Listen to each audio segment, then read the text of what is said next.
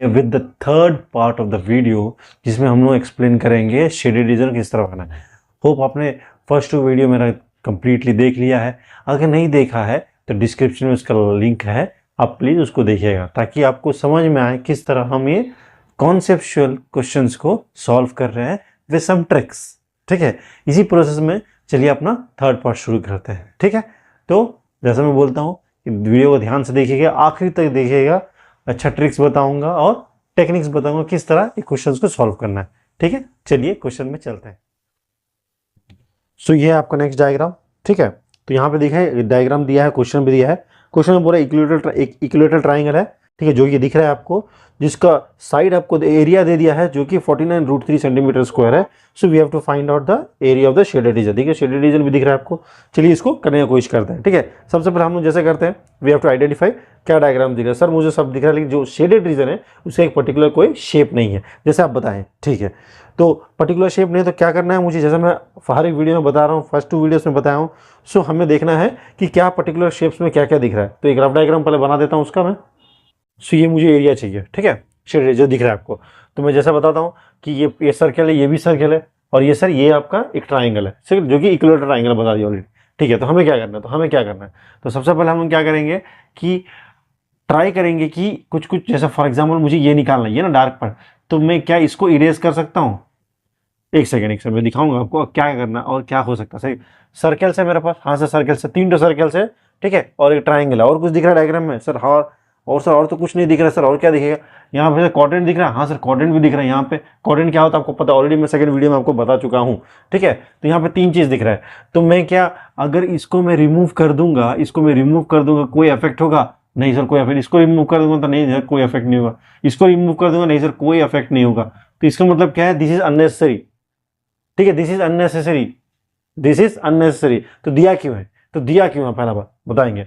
तो करना क्या, निकालना है क्या? देखिए, अगर आप ये इक्विलेटरल ट्राइंगल में अगर सोचिए ये कोऑर्डिनेट है, ये कोऑर्डिनेट, ये कोऑर्डिनेट, तीनों को माइनस करते हो आंसर आ जाएगा। हाँ सर आ जाएगा। तो ये तो आपको करना है actually the process. So what you have to find out, area of the shaded region is equal to area of equilateral triangle minus area of 3 quadrants, है ना? 3 क्वाड्रेंट को माइनस कर देगा, आपका आंसर आ जाएगा। ठीक है, हाँ सर आ जाएगा। तो लेकिन मैं अभी मेरे को क्या वैल्यूज दिया और वो पूरा सर्कल क्यों दिया? कोई तो रीजन होगा, ऐसा तो नहीं देगा। हाँ सर दिया होगा, कोई रीजन होगा। चलिए देख लेते क्यों दिया है उसको।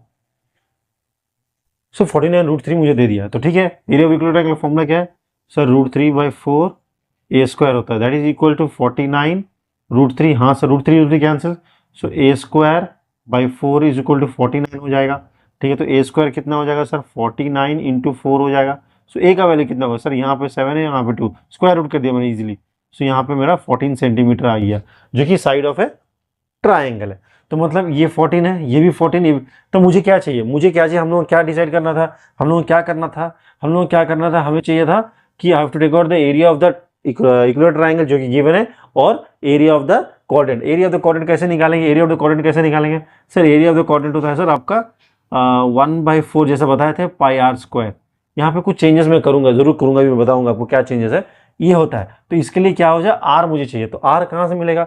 तो यहाँ पे बोला है जो रेडियस होगा that will be half of the side. देखिए ना, ये पूरा अगर 14 है तो उसका आधा रेडियस है। यहाँ से यहाँ रेडियस है ना, यहाँ से यहाँ रेडियस है, यहाँ से तो ये पूरा 14, तो कितना हो गया radius? So radius will be 7 centimetre. ये क्वेश्चन में दिया था, आप देखें। ठीक है, मुझे क्या निकालना है? मुझे अभी area of the equilateral triangle मिल गया, बस मैं एरिया ऑफ द क्वाड्रेंट निकाल दूंगा तो मेरा आंसर आ जाएगा। सर इसमें कुछ चेंजेस करना? हाँ चेंजेस करना। ये फॉर्मूला यहाँ पे काम नहीं करेगा। सर क्यों नहीं काम करेगा? तो क्वाड्रेंट है। चलिए दिखा देता हूँ क्यों काम नहीं करेगा और कब काम करेगा, क्यों काम नहीं करता है और कैसे इसको यूज करना है। चलिए दिखा। सबसे पहले आपको समझना पड़ेगा कि क्वाड्रेंट कब यूज करना है, सेक्टर कब यूज करना है। ठीक है, तो ये थोड़ा सा आपको लगेगा, समझना पड़ेगा आपको, क्योंकि ये सब बेसिक्स है। ठीक है, तो चलिए समझाते। तो quadrant formula when theta is 90 degree. Diagram भी आपको दिख रहा होगा। ठीक है, नहीं दिख रहा है तो डायग्राम आपको दिख जाएगा, क्वाड्रेंट और सेक्टर के बीच में डिफरेंस। ठीक है, तो यहाँ पर समझिएगा, ठीक है, क्वाड्रेंट हर समय क्या होना है? It should be always 1/4 of it. एक सर्कल का हर समय 1/4 होना है। एक सर्कल का हर समय 1/4 होगा, तो you have to use directly this formula, area is equal to 1/4 πr²। ठीक है, जब थीटा इज 90, यार थीटा 90 कब होगा? थीटा 90 कब होगा? जब एक सर्कल का एक पार्ट होगा। फॉर एग्जाम्पल अब ये सर्कल है। ठीक है, एक सेकेंड अभी सोचिए, फॉर एग्जाम्पल सो ये मेरा सर्कल है। अगर मैं ऐसा बनाता हूँ, सो ये हुआ 90 यहाँ पे, तो ये क्वाड्रेंट है। अगर मैं ऐसा बनाता हूँ, ये हुआ 90, तो ये मेरा क्वाड्रेंट है। ऐसा बना तो ये 90 है, क्वाड्रेंट है। ये 90 कोऑर्डिनेट। तो ये सब क्या है आपका कोऑर्डिनेट है। जब थीटा आपका 90 डिग्री बनेगा तो rightly we have to use this formula. अगर 90 को छोड़ के दूसरा कोई भी एंगल देता है, see if circle part is exactly, circle का एक पार्ट एग्जैक्टली 90 डिग्री बनता है, then we have to use this formula. Otherwise we have to go for this formula, that is a sector. Diagram में दिखा है already आपको। तो it can be anything, 90 नहीं रहेगा, कुछ भी रहेगा। जैसे फॉर एग्जांपल इसमें सोचिए, फॉर एग्जांपल मैं ऐसा बनाया हूँ ऐसा, तो ये मेरा क्या, ये तो मेरा यहाँ पे दिखा देता हूँ, और दिखा देता हूँ, एक सेकंड रुकिए।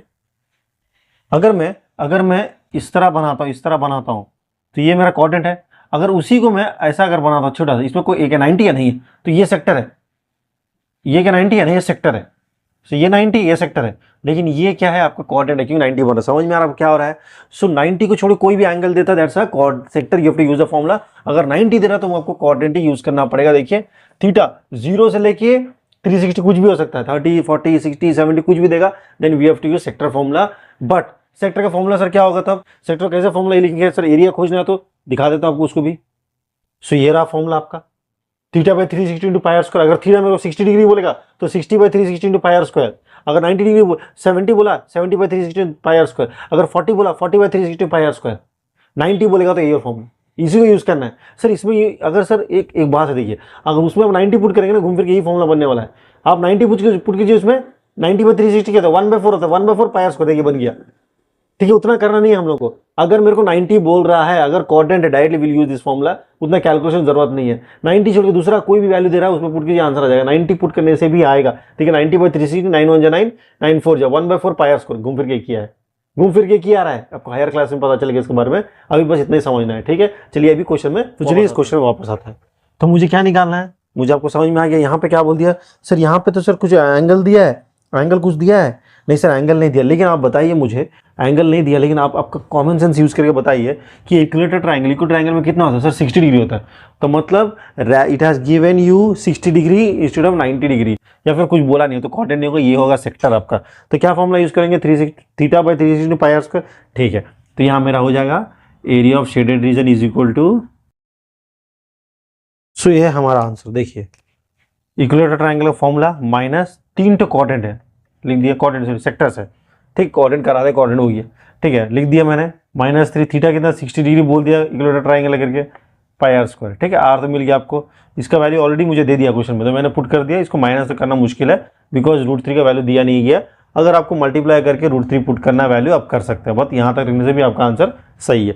समझ में आया कैसे करना है। तो यहाँ पर हम एक नया चीज़ सीखे, क्या सीखे, सेक्टर क्या होता है, कोऑर्डिनेट क्या होता है, कब यूज़ करना है, समझ में आ गया। यहाँ पे और एक तरीका भी है जो कि आपको जरूरत नहीं है, टेक्स्ट बुक में किया, सिंपल रखिएगा और इजी रखिएगा मेथड को, कॉम्प्लिकेशन कोई जरूरत नहीं है। समझ में आया कैसे करना है हमको। चलिए आगे बढ़ते हैं। हमारा नेक्स्ट डायग्राम देखिए। ठीक है, डायग्राम दिख रहा है आपको, सिंपल डायग्राम है और बहुत बार एग्जाम में पूछा गया एग्जाम को डायग्राम को। तो वीडियो को पॉज करके डायग्राम को एक बार स्टडी करने की कोशिश कीजिएगा। तो क्वेश्चन भी आपको दिख रहा है, एकदम स्टडी करने की कोशिश कीजिएगा, उसके बाद हम आगे बढ़ते हैं। ठीक है, चलिए सो ये है डायग्राम। ठीक है, तो चलिए देखते हैं क्या करना है। ठीक है, मुझे देखिए यहाँ पे जितना मैं कलर किया हूँ, ठीक है, सब कोई ना कोई पर्टिकुलर शेप्स है, रेड को छोड़ के। ठीक है, एक काम करते हैं, 1 मिनट रुकिए। ठीक है, एक काम करते हैं, उसको मिटा दिया मैंने। ठीक है, ताकि ईजी होगा। तो मुझे चाहिए आपका ब्लू वाला और रेड वाला चाहिए। ठीक है, पूरा में। तो मुझे यहाँ पे क्या दिया, सबसे पहले क्या दिया है हमको देखना पड़ेगा। ठीक है, इतना समझ में आ गया। जो ब्लू वाला एक सेमी सर्कल है, whereas the red is not having any particular shape, वैसे ही होता है, कोई पर्टिकुलर शेप देगा नहीं हो, तो आपको फाइंड आउट करना पड़ेगा। तो यहाँ पे फिर से वही प्रोसेस आ जाएगा कि मुझे मेरा ख्याल से आइडेंटिफाई करना पड़ेगा क्या क्या शेप्स है। सर ये आपका सेमी सर्कल है, हाँ सर। ये बड़ा सर्कल है, हाँ सर। ये हाफ सेमी सर्कल है, हाँ सर। ये भी सेमी सर्कल है, हाँ सर। ये कुछ नहीं है। इतना सारा चीज मैंने आइडेंटिफाई कर दिया। By using this all thing we need to find out and figure out what is the right answer and what is the right process. चलिए देख लेते हैं क्या करना है। तो यहाँ पे मुझे रेडियस दे दी पी है, जो कि बड़ा सर्कल का एक रेडियस है 6 सेंटीमीटर। तो डायमीटर कितना होगा, बड़ा। ठीक है, अब ये तीनों पार्ट इक्वल में डिवाइड किया। जैसे यहाँ पे P लिखा है, यहाँ पे Q लिखा है, यहाँ पे R लिखा है, यहाँ पे S लिखा है। तो कितना पार्ट्स हो गया sir, first part, second part, third part. तो ये 12 पूरा यहाँ से लेके यहाँ तक आपका 12 सेंटीमीटर 3 इक्वल पार्ट्स में डिवाइड हो गया। तो कितना होगा सर, 1/3 कर दीजिए। तो यहाँ पे इसका 4 centimetre 4 centimetre 4 centimetre. So PQ will have diameter कितना हो गया, 4 सेंटीमीटर हो गया, जबकि QR का भी डायमीटर हो गया 4 सेंटीमीटर, है ना। ये तो आपका एक सर्कल बन जाएगा ना डायमीटर। और आपका RS हो गया आपका 4 सेंटीमीटर। ठीक है, इसको यूज़ करके हम लोग को सॉल्व करना है। तो सब नोट डाउन कीजिएगा, आगे मैं बढ़ूंगा। तो अब मुझे एरिया निकालना सोचना है, ठीक है। मेरे को सब रेडियस मिल गया, डायमीटर मिल गया, सब कुछ मिल गया। तो मुझे क्या करना है? तो सर अगर मुझे मुझे कौन सा यूजलेस लग रहा है जो कि कोई काम का नहीं है, ठीक है, अगर आंसर चाहिए, ये डाउन वाला अगर सेमी सर्कल में सर ये कोई काम का नहीं है सर, तो हटा दीजिए। ठीक है, हटा दिया। सर इसको भी हटा दूँ, लेकिन उसको हटा देंगे तो कैसे निकलेगा आंसर? भला बात, ये कोई काउंट में ही ज़रूरत नहीं था, ठीक है। तो मुझे क्या चाहिए? मुझे इसका एरिया चाहिए। तो ये क्या है आपका? एक सेमी सर्कल है ब्लू वाला, ठीक है। एरिया ऑफ सेमी सर्कल होगा, ठीक है। तो देख लेते हैं, ठीक है। एरिया ऑफ सेमी सर्कल, ठीक है।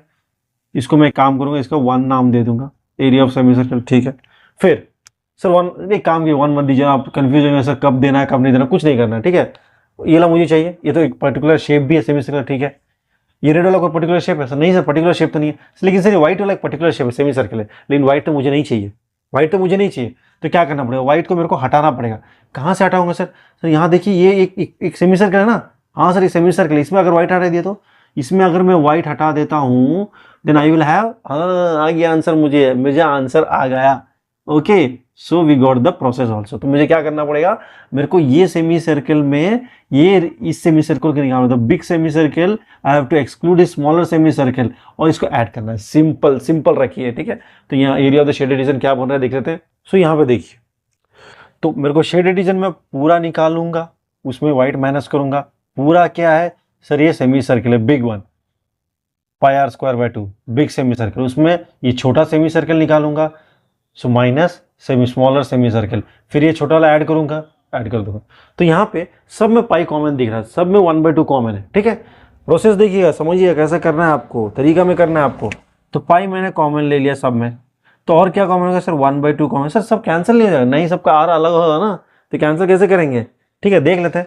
ले लिया मैंने, तो मुझे अभी क्या बचेगा? पहला मैं कितना बड़ा रेडियस का सर्कल, बड़ा रेडियस कितना, बड़ा सर्कल का रेडियस कितना है सर? 6 है, तो 6 का होल स्क्वायर माइनस, फिर ये जो है माइनस स्मॉलर, इसका कितना है सर? यहाँ से यहाँ पे सर, यहाँ पे PQR था, ठीक है। तो ये है आपका स्मॉलर सर्कल, इसका डायमीटर है, तो रेडियस कितना है सर? ये 4 है, ये 4 8 है, तो मतलब रेडियस 4 होगा।